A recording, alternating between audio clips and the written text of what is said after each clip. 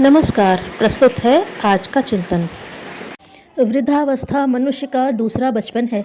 शारीरिक शक्तियाँ इन दिनों क्षीण पड़ने लगती हैं, इंद्रियां जवाब दे जाती हैं, स्वभाव में भी अंतर आ जाता है। अधिक दुर्बलता की स्थिति में शरीर यात्रा तक में दूसरों की सहायता की अपेक्षा रहने लगती है। बीमार होने पर नित्य कर्मों तक में परिवार वालों की सहायता करनी पड़ती है, परिवार वालों को सहायता करनी पड़ती है। यह स्थिति बचपन की असमर्थता के साथ मेल खाती है। समर्थ जन जब बच्चों को सहारा देने में रस लेते हैं तो फिर बूढ़ों को असमर्थ देखकर उनकी सहायता के लिए परिवार के समर्थ लोगों को उनकी सेवा सहायता में क्यों आनंद नहीं लेना चाहिए। बच्चों और बूढ़ों के बीच अनेक प्रकार की समानता रहने पर भी उनके साथ व्यवहार में समता क्यों नहीं बरती जानी चाहिए। कहा जा सकता है कि बच्चों से भविष्य में कुछ पाने की आशाएं रहती हैं, इसलिए उनकी सहायता प्रतिफल पाने के लिए की जाती है। इस दृष्टि से बूढ़ों को भी देखें तो प्रतीत होगा कि वे भविष्य में ही उपयोगी बनने नहीं जा रहे हैं, वरन वर्तमान में भी बच्चों की तुलना में अधिक उपयोगी हैं। बच्चों की अनभिज्ञता को देखते हुए यह आशंका बनी रहती है कि वह कुछ अनुचित हरकत न कर बैठें, तोड़ फोड़ न मचाएं, इसलिए उन पर कड़ी नज़र रखनी पड़ती है। इसके विपरीत बूढ़े न केवल अपने को संभालते हैं, वरन अधिकांश समय घर पर ही बिताने के कारण बालकों की ही नहीं बड़ों की गतिविधियों पर भी नज़र रखते हैं, और जहां अनुचित होता देखते हैं वहां रोक न पाने पर भी टोकते तो रहते ही हैं। बच्चे किसी उपयोगी कार्य में सहायता करने में असमर्थ रहते हैं, पर बूढ़े तो घर बाजार का काम करने में, बच्चों को पढ़ाने या कहानियां सुनाने में, घर की चौकीदारी करते रहने के रूप में अपना छोटा बड़ा योगदान भी करते रहते हैं। आयु वृद्धि के साथ साथ शारीरिक क्षमता तो अवश्य कम पड़ जाती है, पर जीवन भर के अनुभवों का, उतार चढ़ावों का अनुभव उनके पास इतना होता है कि उसका यदि सदुपयोग बन पड़े तो परिवार के सदस्य अनेक कठिनाइयों से बच सकते हैं और ऐसे वरिष्ठ परामर्शदाता का लाभ उठा सकते हैं जिसे बहुमूल्य की संज्ञा दी जा सकती है। बड़ों का सम्मान और सहयोग करना प्रकारांतर से अपने बुढ़ापे के लिए सुविधाएं एकत्र करने का द्वार खोलता है। जैसा व्यवहार घर में चलता है उसी को छोटे एक परंपरा मान लेते हैं, मान्यता के रूप में संजोए रहते हैं और समय आने पर उसे चरितार्थ भी करते हैं। यदि बड़ों के साथ सम्मान और सहयोग बढ़ता जा रहा होगा तो अब के बच्चे उसके अनुकरण की तैयारी करते हैं और समय आने पर वैसे ही प्रत्युपकार का मन बनाते हैं। इस स्तर का बना वातावरण पीढ़ी दर पीढ़ी चलता रहता है और हर किसी के वृद्ध होने पर उसका समुचित लाभ उसे मिलता है।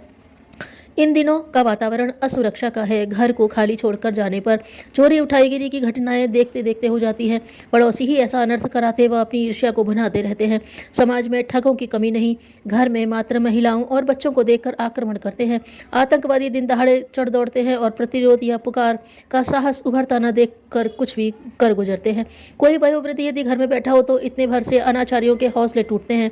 इन दिनों दिन रात का चौकीदार मिलता कहाँ है, और मिलता भी है तो बहुत महंगा पड़ता है। इतने पर भी उस पर पूर्ण रूपेण भरोसा नहीं किया जा सकता। इस स्थिति में जिनके घर में कोई वयोवृद्ध है उसे अपने को सौभाग्यशाली मानना चाहिए। कई बार बूढ़ों को सरकारी पेंशन मिलती है, उनकी निजी कमाई का कुछ न कुछ संचय भी होता है, उसका लाभ परिवार वाले ही उठाते हैं।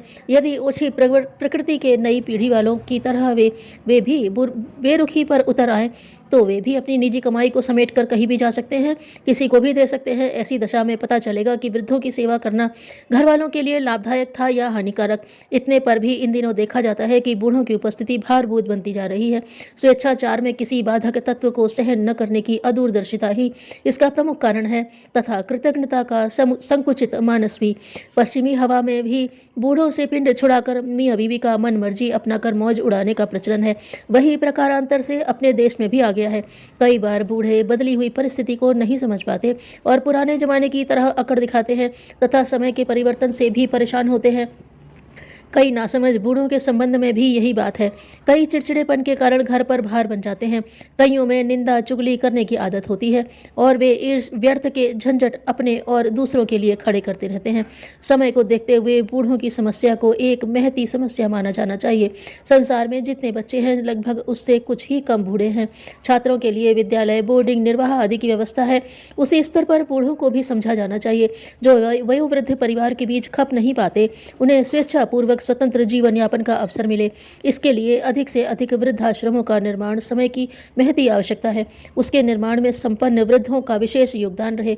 जो कमी पड़े उसे अन्य उदारचेता मिलजुल कर पूरा करें। सरकार भी इस संदर्भ में कुछ कारगर सहयोग कर सकती है।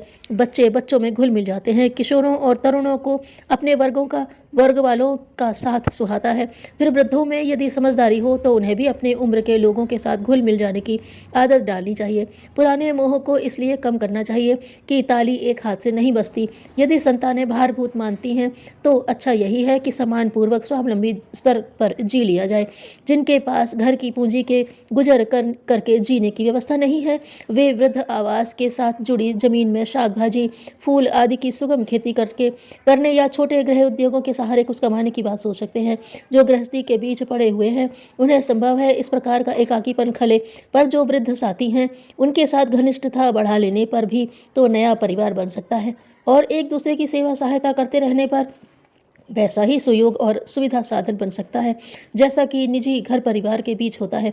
नई जिंदगी नई परिस्थितियों में जी लेने के तो जेल के कैदी तक अभ्यस्त हो जाते हैं, तो कोई कारण नहीं कि वृद्धाश्रम के वातावरण में योजनाबद्ध व्यस्तता अपनाकर उस नए वातावरण में प्रसन्नतापूर्वक दिन न गुजार सके। बाल विद्यालयों और छात्रावासों की आवश्यकता जिस स्तर पर समझी जाती है उसी पैमाने पर वृद्धाश्रमों की भी व्यवस्था करना समाज का कर्तव्य है। समय रहते प्रौढ़ों को भी वानप्रस्थ में जाने और सेवा करते हुए वहीं जीवन का अंत करने की बात सोचनी चाहिए। इससे परिवारों में समव्याप्त तनाव भी मिटेगा और जीवन का समापन संतोष भरा होगा। सदाचार के रहते निर्धनता बेइज्जती का कारण नहीं हो सकती।